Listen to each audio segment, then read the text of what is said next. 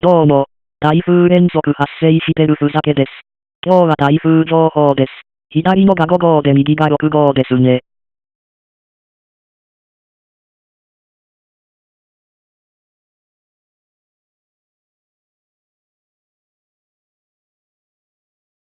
ぐるぐる回してるのが元7号です。下のは8号ですね。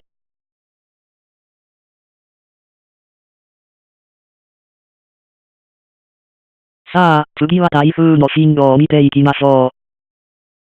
こんな感じですね。まず5号から順に見ていきましょう。なんとも言えない進路。これも迷走台風かな。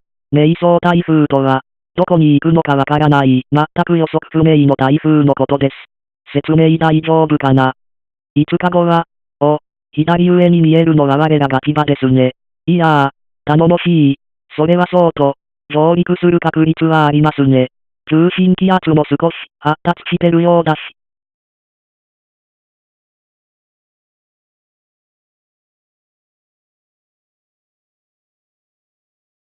次は6号です。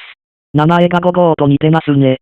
でもそこまで強くないですね。26日にはもう消滅してる、と。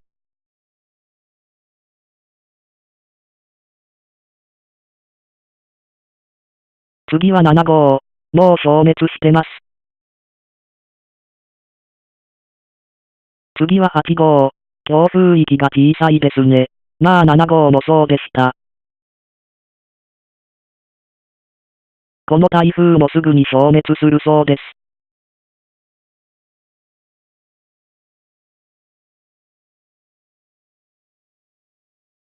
最新台風情報じゃなくてすいません。